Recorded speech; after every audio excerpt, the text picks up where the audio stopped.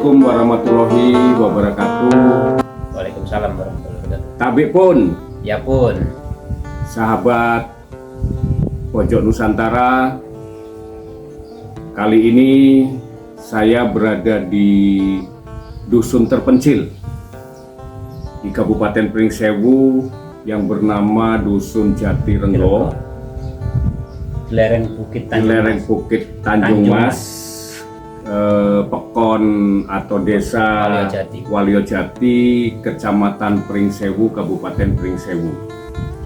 Saya Andreas Handoyo. Hari ini ketemu sahabat lama, aktivis lingkungan, Wahana Lingkungan Hidup Indonesia, dan juga sebagai Ketua Serikat Petani Indonesia.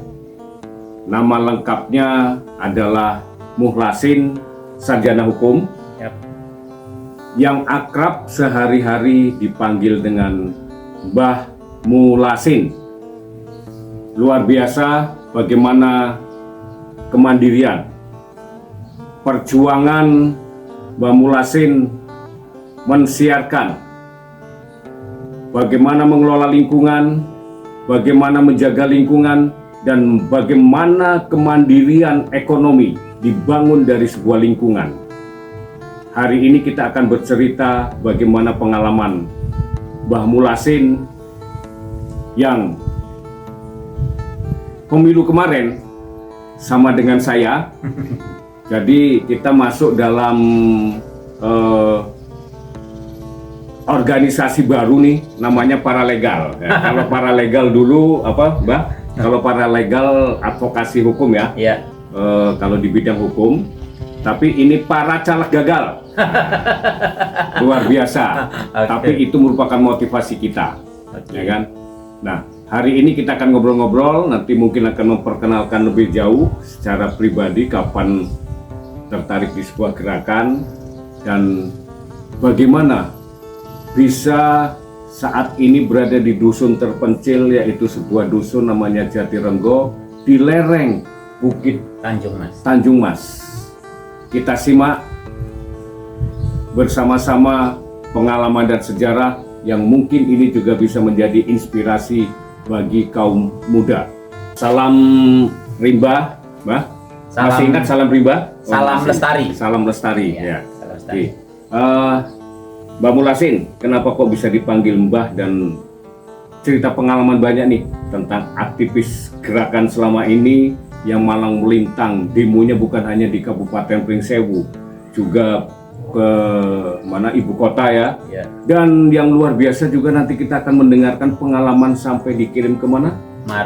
Maroko ya, ke Hanoi. Nah, luar biasa. Ya, silakan Mas. Oke. Nama saya Mukhlasin. Oh ya, sambil saya nikmati mentimun ya. Ya, Mbak. Ya. Siap. Oke. Sehari-hari dipanggil Mbah. Jadi dari semenjak SMA sebenarnya saya aktif di dunia aktivis lingkungan lah. Pada saat itu jadi pecinta alam di SMA 1 Pringsewu dengan nama Wapala Semansa yang merintis pecinta alam ya. Yang merintis pecinta alam di Kabupaten Pringsewu lah, bisa dibilang seperti itu. Terus begitu lulus SMA, kita tertarik dengan gerakan kawan-kawan sebelum 98. Seperti itu. Masih zaman Orde Baru ya? Ya, masih zaman Orde Baru. Bagaimana kawan-kawan kemudian sering terlibat aktif di WALHI, Wahana Lingkungan Hidup Indonesia. Gitu. Jadi kalau cerita tentang demo misalnya kan seperti itu. Pertama kali saya ikut demo itu bisa dibilang Mas Handoyo yang ngajak. Iya. Saya yang ngajak demo ya dulu ya. Mas Handoyo yang ngajak demo pada saat itu, kalau nggak salah 98 apa 99 ya. 98 kalau nggak salah. Itu di Unila kan seperti itu, kemudian bersama kawan-kawan petani gitu ya. Terus kemudian keasikan tersesat di jalan yang benar. Tersesat di jalan yang benar. Tersesat di Demo tersesat di jalan yang benar. Iya. Terus Nah, kemudian menarik ini. Ya. banyak kegiatan dan kita aktif di Walhi pada saat itu dari 99 lah kalau aktif di Walhi ya.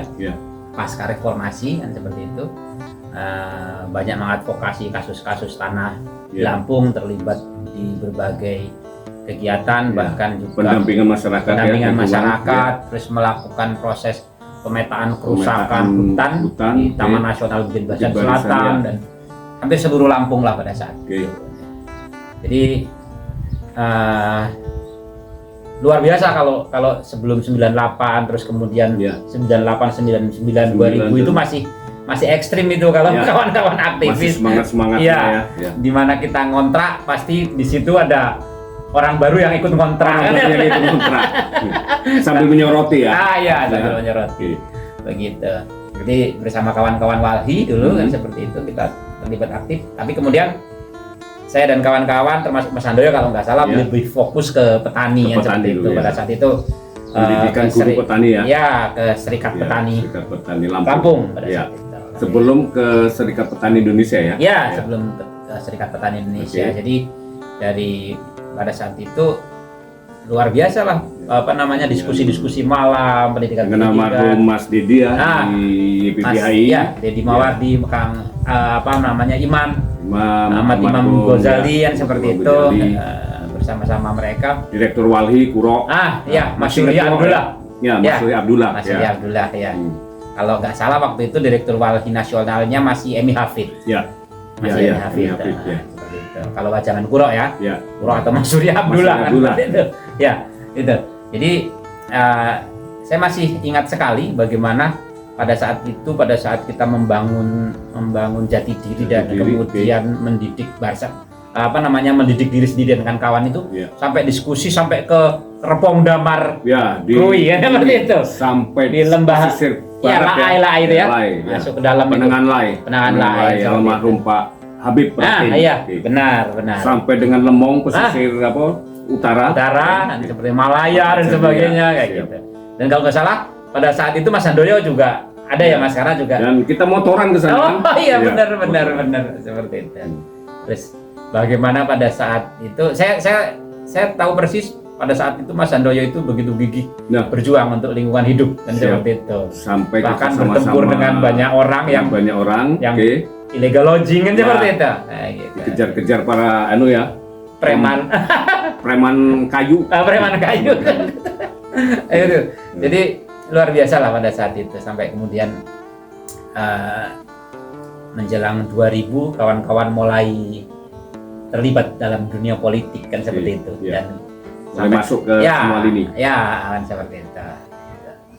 Dan panjang itu ceritanya Mas. Seperti itu. Nah kemudian bergabung ke Serikat Petani Indonesia SPI SPI itu kalau tidak salah juga kita ingat di Sumatera Utara ketuanya siapa? Henry Saragi. Pak Henry Saragi itu gimana prosesnya Pak? Sebenarnya kan sampai tertarik sebenarnya SPI itu kan dulunya itu sebuah organisasi federasi Serikat Petani Indonesia yang anggotanya adalah organisasi lokal OTL seperti Serikat Petani Lampung, Serikat Petani Bengkulu kan seperti itu. Kemudian tahun 2007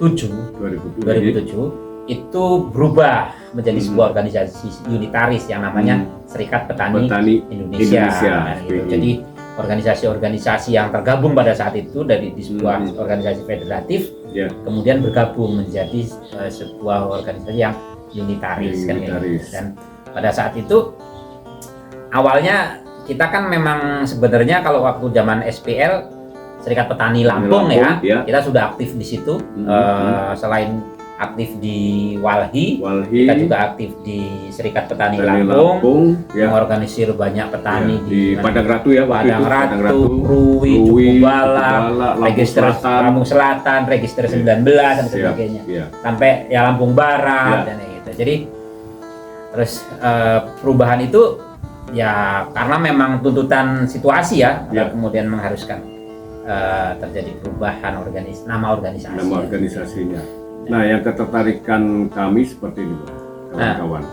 Aktivis petani, tapi juga melanjutkan pertanian. Hidup dari mengelola lingkungan. Dan yang tertariknya juga sampai ke Maroko. Maroko, kemudian mana tadi? Vietnam, Hanoi. Itu ceritanya gimana, Pak? Ilmu-ilmu apa yang didapat di sana? Ya, kalau pada saat di Hanoi itu kita itu diberi tugas oleh organisasi untuk menjelaskan bagaimana pertanian agroekologi, pertanian berkelanjutan di Indonesia. Jadi contoh-contoh pertanian berkelanjutan yang ada di sana ya. Yang maksudnya contoh-contoh yang ada di Indonesia. Salah satunya misalnya pertanian yang sangat ramah lingkungan di Lampung itu repong. Repong. Nah, itu kita ceritakan ke kawan-kawan. Pada saat itu 94 negara yang terlibat kan begitu. Jadi mereka sangat tertarik dengan yang namanya repong damar, bagaimana kearifan lokal orang Lampung. Dan itu pengalaman Mbah Mulasin mengorganisir repong damar. Ya, benar, itu salah satunya itu. Jadi bagaimana kemudian orang sangat tertarik, oh jadi repong damar itu sebuah terlihat seperti hutan, tapi sebenarnya lahan pertanian. Seperti itu. Masyarakat bisa memanfaatkan dari hutan. Ya, benar. Dan kalau nggak salah dirusak oleh program HKM ya. Ya, benar. Ya, program HKM yang bertentangan dengan kita aktivis Walhi ya. Jadi kalau misalnya di repong damar itu hak kepemilikan seharusnya kan memang hak personal. Sedangkan kalau HKM itu ya kontrak, itu yang kemudian membedakan. Nah, kalau itu pada saat lebih ke nuansa proyek lah HKM. Petani dianggap kayak pengusaha. Petani karena dibatasi 35 tahun dan sebagainya. Terus itu kalau waktu di Hanoi, jadi kita itu diminta untuk menjelaskan tentang pertanian agroekologi, bagaimana kawan-kawan petani di Indonesia masih sangat arif, banyak yang arif masih menggunakan pertanian yang berbasis lingkungan. Walaupun pertanian konvensional juga luar biasa sebenarnya di Indonesia.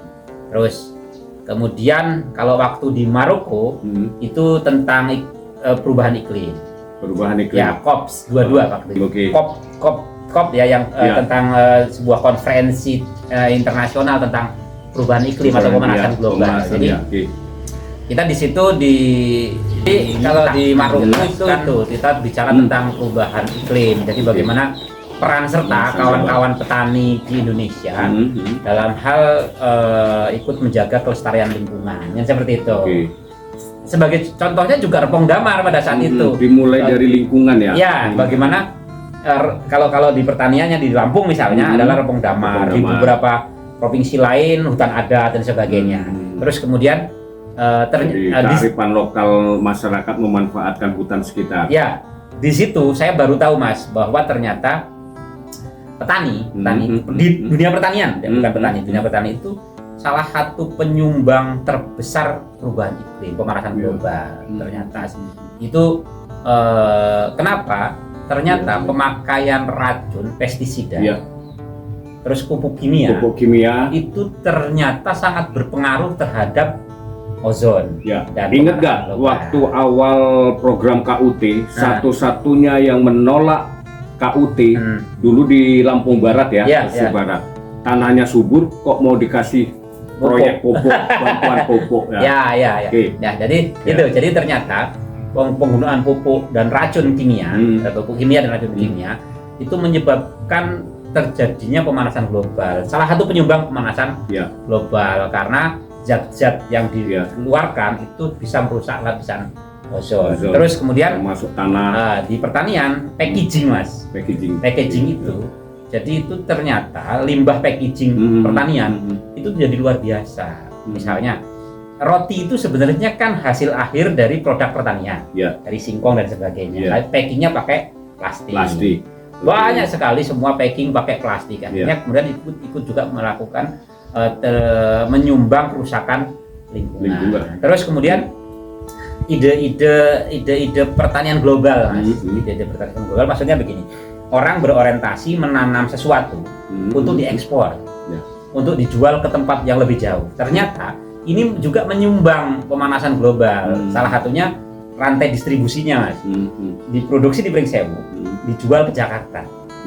Diproduksi di Lampung, dijual ke Eropa. ini memerlukan energi yang energinya berupa BBM yang berbasis fosil kan seperti itu. Ini kemudian memakai pemakaian bahan bakarnya itu luar biasa begitu dihitung. Jadi pemakaian bahan bakar distribusi hasil pertanian di seluruh dunia itu menempati salah satu 10 besar penyebab pemanasan global. Jadi distribusi nih Mas, distribusi ya. Iya, dari misalnya CPO kita dijual ke Amerika, itu butuh rantainya kan luar biasa. Terus kemudian bahan bakar yang digunakan luar biasa. Nah, akhirnya penggunaan bahan bakar yang luar biasa ini menyebabkan pemanasan global yang luar biasa juga. Produk dari Indonesia dijual ke luar negeri, dikembalikan lagi ke luar negeri. Itu milik kita ya. Kita jual mentah, dikirim ke Indonesia, matang. Dengan harga yang lebih mahal. Luar biasa pengalaman Mbah Mulasin. Dan ini Mbah, memanfaatkan lingkungan ini Mbah, termasuk juga beternak lalat ya, beternak lalat BSF. untuk makanan vitamin istilahnya unggas ya, untuk unggas ya. Gimana Pak? Jadi saya juga selain nanam timun, nanam sayuran, terus ada nanam buah-buahan kan seperti itu, ada juga beternak obat itu ya, bisa ya. Juga beternaknya ini kita tidak menggunakan, sangat sedikit menggunakan pakan pabrik. Jadi lebih banyak melakukan modifikasi pakan kan kayak gitu. Pakan alternatif alam. Jadi kalau orang biasa, kalau saya dan kawan-kawan menyebutnya sebagai sebuah pertanian agroekologi. Kalau orang menyebutnya pertanian organik kan kayak gitu. Organik. Misalnya timun saya ini ini luar biasa nih timun saya ini kalau mungkin dicicip Mas, rasanya bisa lebih luar biasa, rasanya berbeda. Lebih manis. Dan dia tidak menggunakan racun sama sekali, 0% racun, gitu, 0% racun. Baik racun. Jadi organik pupuknya ya? Iya, racunnya juga tidak pakai Mas, tidak pakai racun. Terus kemudian pupuknya pupuk organik kan kayak gitu. Kita pakai limbah rumah tangga, limbah rumah, macam-macam. Termasuk kita bikin